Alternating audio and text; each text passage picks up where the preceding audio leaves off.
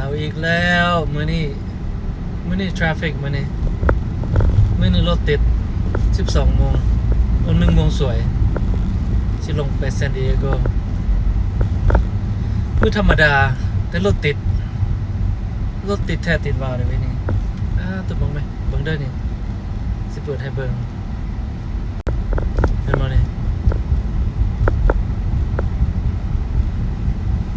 ลงไปซานดิเอโกนี่traffic on a regular day traffic ขี่ค่อยๆตูดๆไปเนี่ยรถหลายยังบ่มีเมืองบ่มีหยังนี่เนี่ย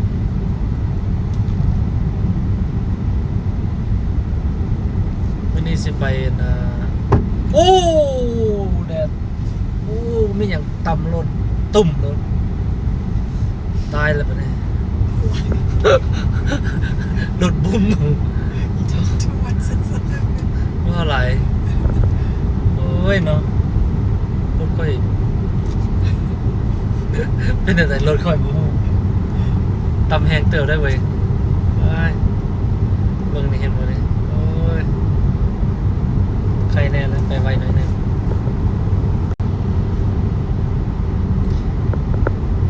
ไปอีกแล้วไปซานดิเอโกไปเลยวันนี้ไป3 คนวันนี้ไผ่มานำวันนี้ไม่ตายเลยไปเลยกับมานำวันนี้นี่อันนี้เห็น passenger ค่อย permanent passenger ติดก้นมานำกันตลอดไปใส่กับไปนำกัน โอ้ยก้น ให้คนนั้น มัดเซลมามัดเซล ติดเอวมานำตลอด มัดเซลไปใส่ต้องไปด้วยกัน นั่นแหละเจอกันซานดิเอโกอีก1 ชั่วโมงขี่รถโอเคมาตัวนี้เลยเด้อรถจะโอ้รถติด because รถตำรวจมันหยุดรถใหญ่รถ18 ล้อ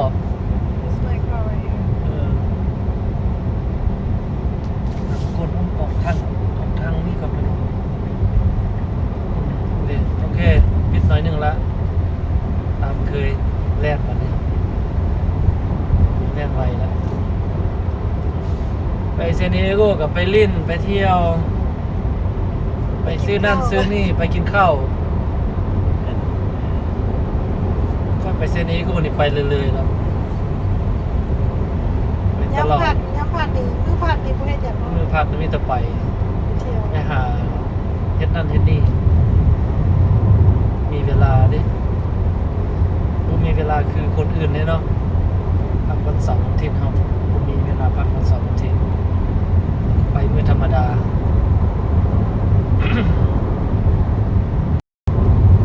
เช่นว่าแล่นไวได้ป่ะนี่บ่มีรถติดแล้วเช้าแล้วอันนี้รถใหญ่วันนั้นก็รถใหญ่ขึ้นทางนั้นนะรถ18 ล้อขึ้นไปหั่นไปสั่งน้ำหนักแย่นักจำใดแล้วก็เจ้าก็ลงมาคืนอยู่พุ่นปากพุ่นขึ้นไปถึงพุ่นแล้วก็ลงมาทางพี่เจ้ากวดบ้านไหนก็กวดจุดไหนมันน้ำหนักเสมอกันแล้วมันก็ควบนะทำกันควบมีปัญหา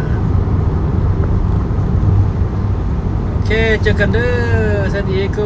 มาตัวนี้แหละคลิปให้เบิ่ง